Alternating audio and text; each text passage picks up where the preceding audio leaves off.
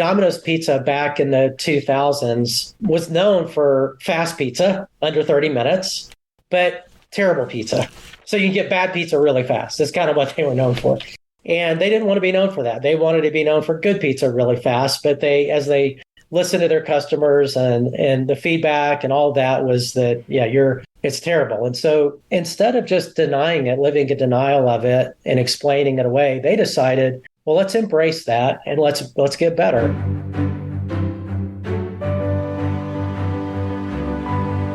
This is The Calling with Steve Smith, a Family Life original podcast that talks with pastors about the professional and personal challenges they face in their mission to lead others to Christ. Our guest for episode 12 is pastor and author Jeff Jones.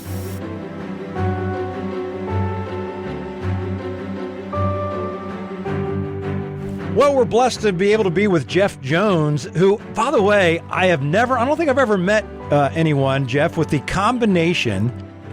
You are a seminary grad, a senior pastor, but also you are a brand marketing expert. What an interesting combination. First of all, tell us how you got the interest in both of those combinations, kind of like a brief history. Catch us up to current day from, whenever that started.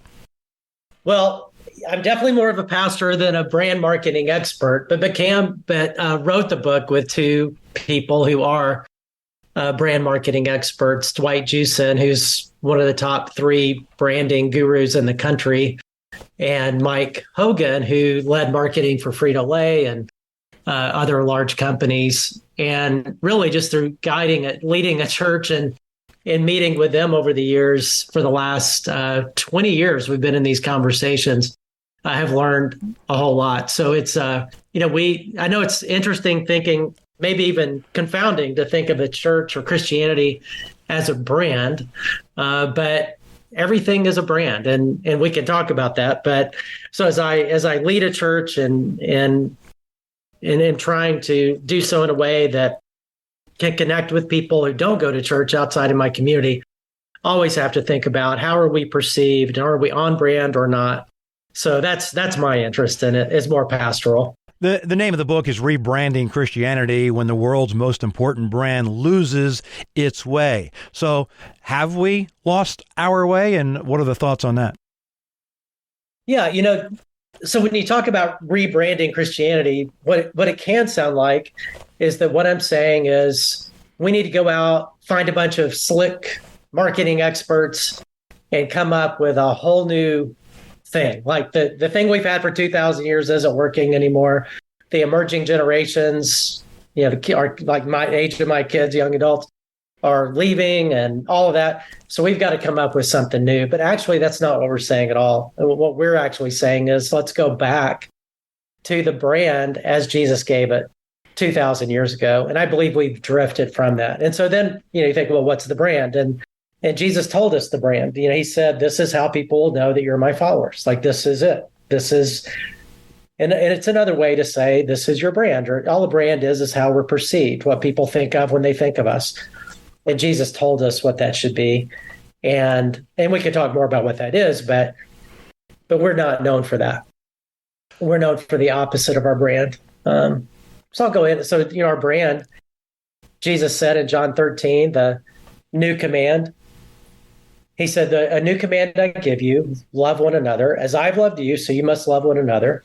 And that is how people know you're my disciples, if you love one another. So the brand obviously has something to do with loving one another, and that's the way we should be known. But it's not just loving the way I would love, it's loving the way Jesus loves. He said, as I have loved you. That's what's new about the new command, which is a huge bar, right? To love like Jesus. And so the first thing people should think of when they think of a Christian, they meet a Christian or find out a Christian's moving next to them, or the person just hired as a Christian, is they should think, wow, I'm so happy because they're amazing people and they believe some weird stuff maybe, but who loves like that? Like, who's that kind? Who's that generous? Who's that self-sacrificing? Who's always there when you need? I mean, there's nobody like these people. And that's the way we should be known. And that's not the way we are known. And so that's the problem that the book is talking about. Let's talk about different generations, and I'll admit I'm on the upper end. I'm in the senior generation, and to give hope, I think, to everyone, at least my observation. I'd be curious about yours, having been still a longtime pastor in a large church. Sometimes we think like, oh, the youth of today, but when I look at the youth today, and I'm talking about the at least the people I know and have been around the 20s and the 30s who are believers or in the church, they seem to tend more toward the community aspect. They love community. They love being together, maybe even more so than we older generation. What do you see with the younger generation? It's really interesting. So there's two things happening at once in the youngest generation, let's say Generation Z. Mm-hmm. So outside of Christianity, there's a growing repulsion against Christianity. They see us as, and you don't have to guess this, we have all these polls, and all you have to do, if you're feeling good today and you want to get depressed, all you got to do, I don't know why you'd want to do that, but is just Google Gen Z and Christianity. And you'll see, Gallup and all these organizations do these polls. And so for those outside the church, what you'll find is their perception of Christianity is very, very low. Only 36% of people in that generation who are not Christian have a positive view toward Christianity. Well, actually, that's not true.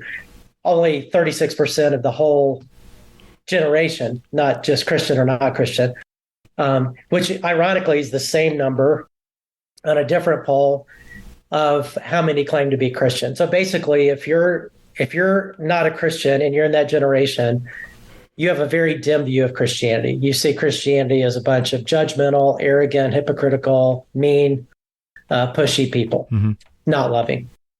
However, the 36% who are, when you look at them, and I see that in my church, you may see it in yours, is a very energized group of people. And I think God is doing something new. I think there's a sense of newness, a sense of the Holy Spirit working in some new ways.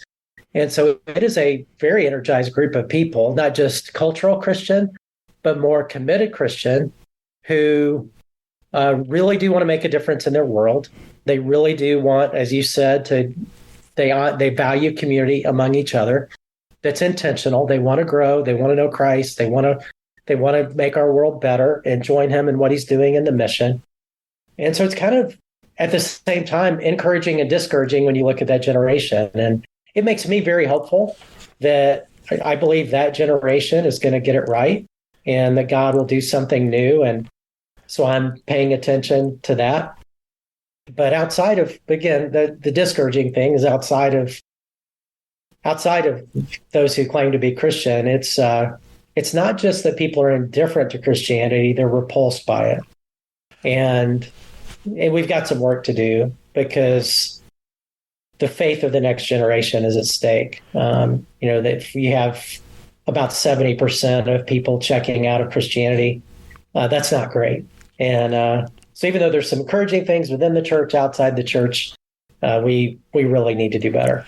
No, nobody knows the answer to this question, but I'm fascinated. You talk about that generation of the two scopes, the believers and the non-believers, and how different, obviously, they look at Christianity. When you have things like the revival at Asbury and currently Auburn University, and Auburn University, obviously not a Christian-based university, that there's this group of people who are bringing revival and Jesus to the campus.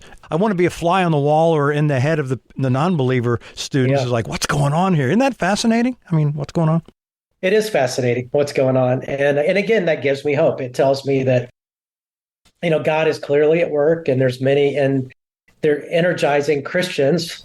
And I think it's that generation that's going to bring where we've had mission drift in the church, where we've gotten caught up in politicizing the church and culture wars and all that kind of stuff. It's really caused a very negative perception. It's created backlash because when you go into warfare mode, that's what you're going to do, right? You're going to create backlash.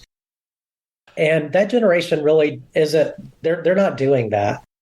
And so I think they'll represent Jesus in our world closer to the way Jesus intended in my generation. And so I am hopeful. But there's a hole to dig out of in terms of perception of Christianity, to be sure.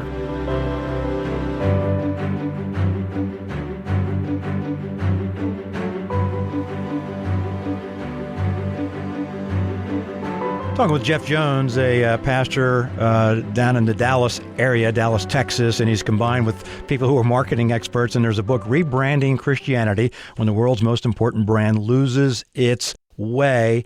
And so we'll get into the branding, particularly in a second, as far as specifics. But how about the people that maybe have been hurt by the church? You know, no matter what age, all of a sudden, for any number of reasons, been hurt by the church. You know, where do we go from there? How do we get those people back into the church?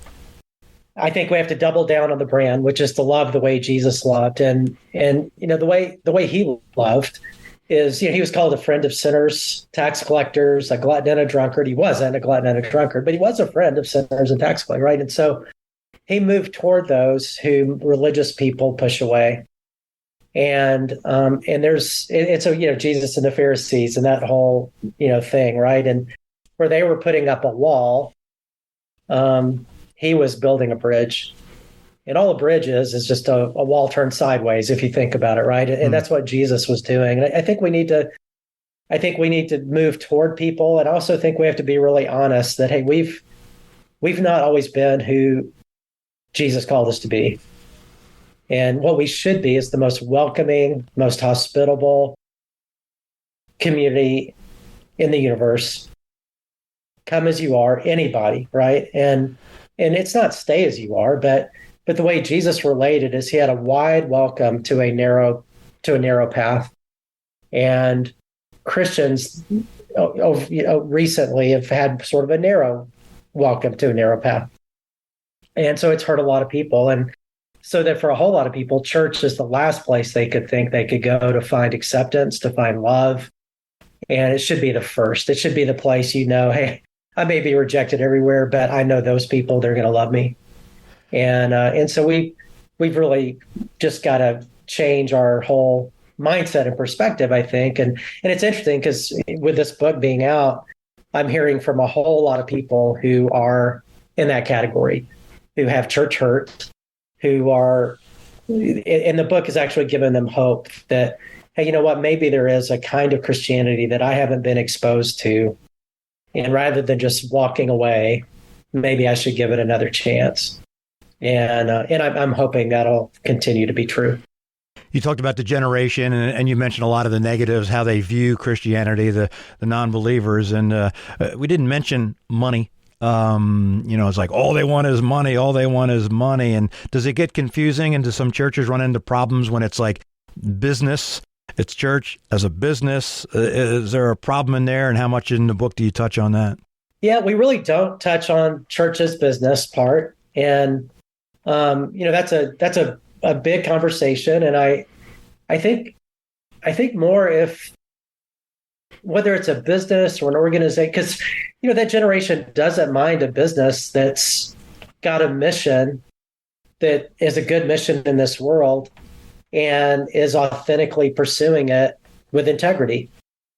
And so you can think of brands like Patagonia that is hugely important in that age group, because they have a clear mission and they're on, you know, and yeah, they're a business, but they're really about making our world better. And so they funnel their resources and they funnel their funds away that's not about building themselves up, but making the world a better place. You don't have to give away. That's the way people, yeah. No, go ahead. And so I think of that generation, if that's how they saw church, and even though we raise a lot of money, what they should think is, man, there's nobody that uses money to do as much good as the church. I'm going to put I may not even be a Christian, but I'm going to put my money there because nobody does it like them. And of course, that's not the way we're perceived because of all the leaders and high profile people and all that with lavish lifestyles or whatever it is that they see. So yeah, what should be happening is we should be seen as the best investment of resources to make a difference in the world. But, you know, again, we've got some work to do. Talking with Pastor Jeff Jones, and you've combined forces with some marketing folks. Mike Hogan, one of them. And I'm not going to give away everything in the book, and you don't have to either, but you guys do a number of brand case studies. And what did maybe you find out that was interesting or maybe encouraging, or just the different things when you saw some of these branding of products and you try to, you're not saying that the church is that, but just some things that you found that you were surprised to find out, and any similarities or, things that are totally different? Yeah, go ahead. Yeah, that's a great question. Yeah, they were, when you see other organizations that start with a very clear mission and all that, and then sort of lose sight of that and drift away from it and lose trust of their customer and all of that. And then some of them turn that around. And so there are things certainly to learn. And so I think one of the ones that was most compelling to me was the Domino's Pizza case study, where, Domino's Pizza back in the 2000s, early 2000s, was known for fast pizza, under 30 minutes, but terrible pizza. So you can get bad pizza really fast. That's kind of what they were known for. And they didn't want to be known for that. They wanted to be known for good pizza really fast. But as they listened to their customers and the feedback and all that was that, it's terrible. And so they, instead of just denying it, living in denial of it and explaining it away, they decided, well, let's embrace that and let's get better. And so they did. And so they were thinking, how do we win the trust of customers that we've lost? And so what they decided to do, you may remember this, was this ad campaign of real customers saying real things about their pizza. And they said terrible things. One person said, Domino's Pizza is worse than the box it comes in. And they put that out there, and about their own pizza. It was just frank honesty is what they decided to do. And then they said, well, and that's who we are. That's who we've been, but that's not who we're going to be anymore. And we know you don't trust us enough to buy one of our pizzas, so we're going to give you a free one. And just by being honest about the problem they had and taking ownership and changing the product in a way and letting people experience it, it's one of the greatest turnaround stories in American business history. In 2007, at that time, their stock had gone down to about $3 a share. Today, it's well over $300 a share. It's outpaced Apple. It's outpaced Google. And it's outpaced Amazon in that time frame, which is pretty crazy to think about. Pizza. But I think the analogy for us is, if we're going to win the trust of generation that's walking away from church, then I think just trying to do some slick marketing campaign would be the worst thing we can do. It's really about just being honest and saying, you know what, we're not who we want to be. We want to be like Jesus. We want to love like him. And for all the experiences you've had, that's just a perversion of Christianity. If it's not that, it's not the genuine thing. And we're not perfect, but man, we're really trying to get it right. And people can handle that. Like even in the book, I've given this book to non-believing friends of mine, and especially those who are outside of my area who don't know much about our church. It's been really interesting because they've been the most enthusiastic about it, and they're buying it for their friends who don't know Jesus, which is, I didn't expect that. But there's a sense of curiosity and trust that's been built where, like one person said to me, we know you stink. We didn't know you knew you stank and that you're willing to do something about it. And that's interesting.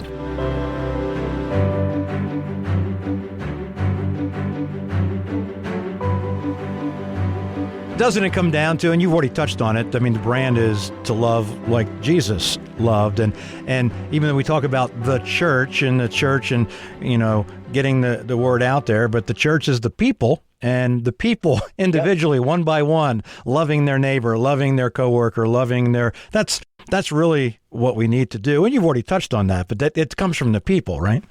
It really does. I mean, and that's why you see in the New Testament, when you get to the solution side of this, the good news for me as a writer is I didn't really have to make up anything. All I had to do was just do what Jesus said and what the apostles said to the churches of how collectively, as a group and individually, how to live out the brand in a compelling way. And you have all these passages, like Jesus, like Peter, writing to the Christians in Rome, said, it's God's will that your honorable lives should silence those ignorant people who make foolish accusations against you.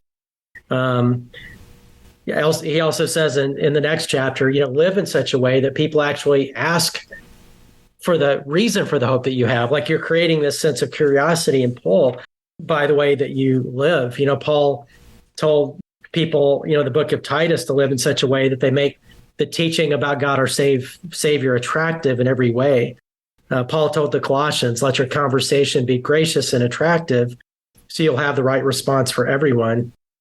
He told the Philippians, do everything without complaining and arguing. In a polarized world, that's a good thing to remember, so that no one can criticize you, talking about non-believers. He told, again, those in Crete in the book of Titus to live in such a way that those who oppose us will be ashamed that they ever had anything bad to say about us. I could keep going, right? But there's just over and over again, we're called to realize that everywhere we are brand ambassadors, whether we realize it or not. And the way people think of Jesus is in large part by the experience they have in us. And as Paul told, the believers in Corinth, everywhere we are is an assignment. It's not random. It's a placement is another word that's used there. And so, yes, I think realizing that we're all there to represent Jesus. And what does that look like? I think it means, what if we went to work every day, school every day, golf club every day, wherever you go every day, thinking if the way people are going to see Jesus largely depends on their interaction with me today, then how's that going to change the way that I live and love? And what would it look like if I was going to be, if I'm supposed to love like Jesus, that's what he said, then today, every interaction I go into thinking, okay, let's ratchet it up to that. Not just me being loving, but it's kind of like the old WWJD, what would Jesus do? But how would Jesus love? And then do that. And in a self-focused world, it will be remarkable. The name of the book, Rebranding Christianity, When the World's Most Important Brand Loses Its Way. Dallas pastor Jeff Jones, combined with some marketing folks, wrote a very intriguing and interesting book and compelling. And we are to be more, as we've talked about during this conversation, Jeff, more and more like Jesus every day. And I think we have to give God the glory just for our conversation, because Jeff is a Dallas pastor. How long have you been a Dallas Cowboys football fan? How long, Jeff? I moved here in 1989, but I grew up as a Dallas Cowboy fan. I grew up in Alabama, but I was a Dallas Cowboy fan from a little kid. Right, me too. For my whole life. Right, and I grew up in the Philadelphia area. Been a Philadelphia fan. For those who do not know, those who already know that are sports fans, I mean, Dallas and Philadelphia football do not mix. We can't, but we have shown, Jeff. That's oil in the water. We give God the glory, right? Because we were able to have a conversation. Not once did we argue or talk trash or anything like that. And we're able to have a civil conversation. How about that, huh? That's amazing. That should give everybody hope. You're exactly right. That's great. Hey, Jeff, thanks for your time. Appreciate it. Thanks for your book, Rebranding Christianity, When the World's Most Important Brand Loses Its Way, and continued blessings on you and your family and your church. And thanks for taking the time to discuss a very important subject. We are the people. The people are the church, and we need to be more like Jesus every day. Thanks, Jeff. Thank you so much.